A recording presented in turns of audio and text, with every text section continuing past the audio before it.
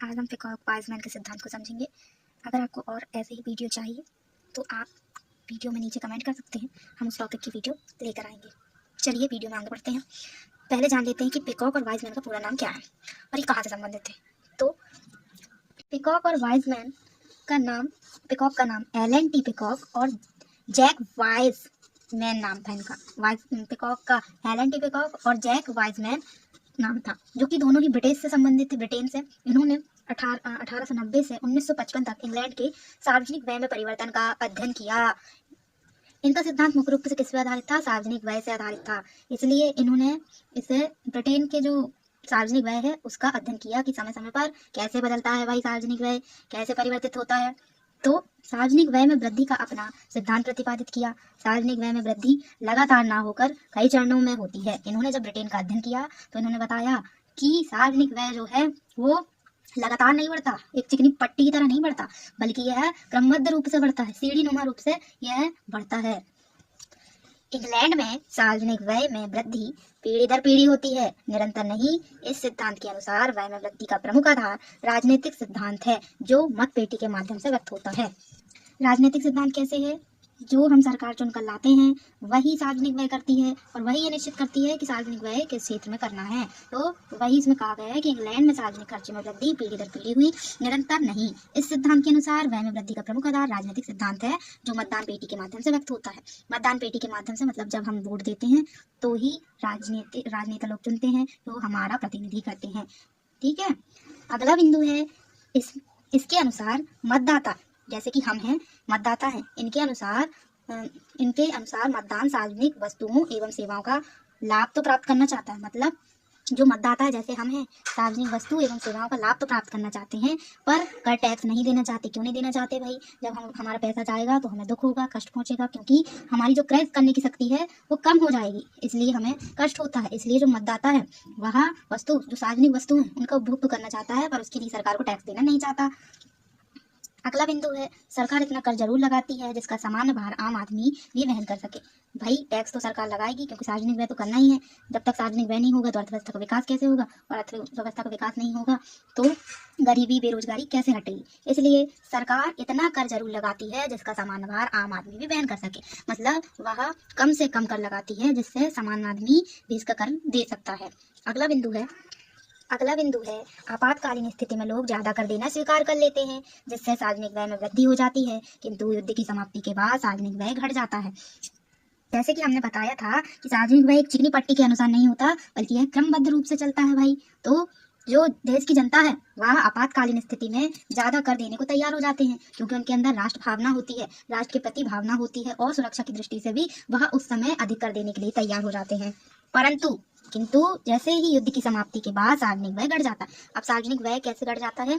तो युद्ध समाप्त होता है तो सार्वजनिक व्यय में अपने आप कमी आ जाती है, किंतु गत वर्षों की तुलना में सार्वजनिक व्यय ज्यादा ही रहता है। तो इसको हम एक उदाहरण के द्वारा समझेंगे।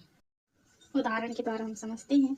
जब शांति थी तो सार्वजनिक व्यय 80% था। जब देश में शांति का माहौल था, अर्थात कोई युद्ध नहीं था, सामान्य चीज चल रही थी, तब शांति थी, तब जो सार्वजनिक व्यय था कितना था? 80% हो रहा था।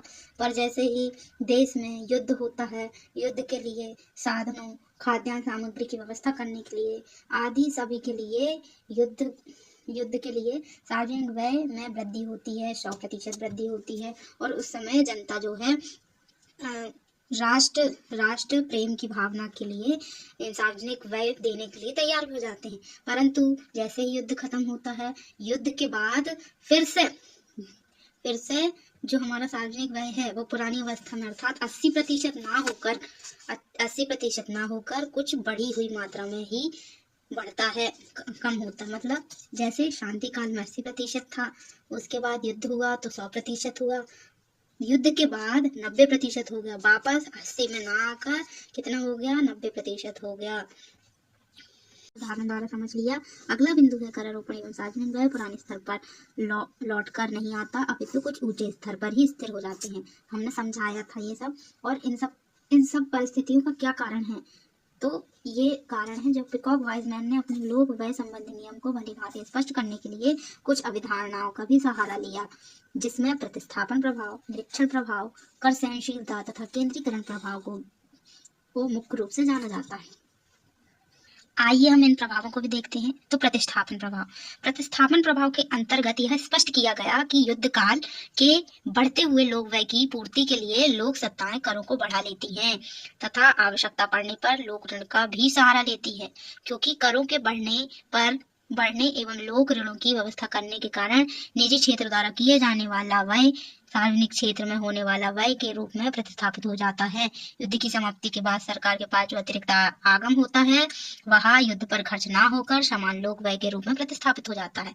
तो प्रतिस्थापन प्रभाव में ये कहा गया है कि जब शांति काल रहता तो यही जो बड़ा हुआ जो धन है अपना, जो सरकार को एक्स्ट्रा रूप में युद्ध काल में दे रही है, वो निजी क्षेत्र का तो है, निजी क्षेत्र ही उसको बचा कर रख रहा था कि वो आगे व्यय करेगा, विकास करेगा, उद्योग में लगाएगा। परंतु अब जब युद्ध काल आ गया तो जो बचा हुआ धन है जो लोगों ने तरल रूप में अपने पास रखा था या बैंकों में रखा था कि वह अपना आगे का विकास करेंगे, तो वही धन निकाल कर सरकार को सार्वजनिक व्यय के लिए देती है। तो यह निजी क्षेत्र का सार्वजनिक व्यय पे आय का प्रतिस्थापन हो गया। देन सेकंड अवस्था जब आती है कि सरकार जब ये सब सार्वजनिक व्यय लेती है, सार्वजनिक व्यय जब लेती है सरकार, तो जब युद्ध खत्म हो जाता है तो उस सार्वजनिक व्यय से युद्ध में खर्च करने के बाद जो राशि बचती है उसको वह देश में विकास के कार्यों में अर्थात सार्वजनिक क्षेत्रों के विकास के लिए प्रतिस्थापित कर देती है। तो सबसे पहली अवस्था में निजी क्षेत्र का जो धन है सार्वजनिक व्यय में प्रतिस्थापित हो जाता है। दूसरी अवस्था में अर्थात युद्ध के बाद जो पैसा बचता है वह सरकार सार्वजनिक व्यय में लगा देती है एक्स्ट्रा पैसा, तो वही है प्रतिस्थापन प्रभाव। अब आता है निरीक्षण प्रभाव। निरीक्षण प्रभाव में युद्ध के बाद देश का पुनः विकास करना है। युद्ध के बाद समाज की पुरानी समस्या जैसे सड़क, बिजली, नल, युद्ध के बाद समाज के लोग इन सुविधाओं को प्राप्त करना चाहते हैं, अपना रोजगार प्राप्त करना चाहते हैं। इन सामाजिक समस्याओं को दूर करने के लिए सरकार निरीक्षण करके उन समस्याओं को ठीक करती है। इसे ही निरीक्षण प्रभाव कहा जाता है। अर्थात सरकार निरीक्षण करती है, देखती है कि जनता को किस चीज की आवश्यकता है, तो उनके बारे में जानकारी प्राप्त करके उनकी पूर्ति के लिए सार्वजनिक व्यय करती है। तो यही निरीक्षण प्रभाव। अब इस सिद्धांत में एक और प्रभाव है कर सहनशीलता। तो संकट के समय लोग व्यय में वृद्धि होने पर जनता पर करारोपण पर भार बढ़ जाता है। करारोपण का भार बढ़ जाता है, लेकिन जनता पर करारोपण के अधिक भार को सहन करने की क्षमता भी बढ़ जाती है, जिसे कर सहनशीलता के रूप में उल्लेखित किया जाता है। यही है कर सहनशीलता। प्रभाव है केंद्रीकरण प्रभाव। देश में प्रत्येक संकट काल के पश्चात अर्थव्यवस्था में लोक सत्ताओं की भूमिका बढ़ जाती है। इस वृद्धि को भी केंद्रीकरण प्रभाव कहा जाता है, जहां पर यह भी ध्यान देना आवश्यक है कि स्थानीय तथा राज्य सरकारों की तुलना में केंद्र सरकार के लोक व्यय में तीव्र वृद्धि होती है, क्योंकि जब निजी क्षेत्र का जो धन है वो सार्वजनिक व्यय में लग जाता है युद्ध के समय, तो उस समय जनता को अधिक से अधिक आवश्यकता होती है सार्वजनिक व्यय की, सड़कों की, पुरानी जो उनकी आवश्यकता है उनके लिए आवश्यकता को पूरा करने के लिए वह सरकारों पर आधारित हो जाती है। तो इसी के लिए केंद्रीकरण का प्रभाव मतलब केंद्रीय सरकार का प्रभाव बढ़ जाता है। यही है केंद्रीय प्रभाव। अगली वीडियो में हम पिकॉक और वाइजमैन की परिकल्पना को रेखा चित्र द्वारा समझेंगे और उसकी आलोचनाएं देखेंगे। यह पूरी थ्योरी को हम 5 नंबर के क्वेश्चन में और 10 नंबर के क्वेश्चन पर लिख सकते हैं।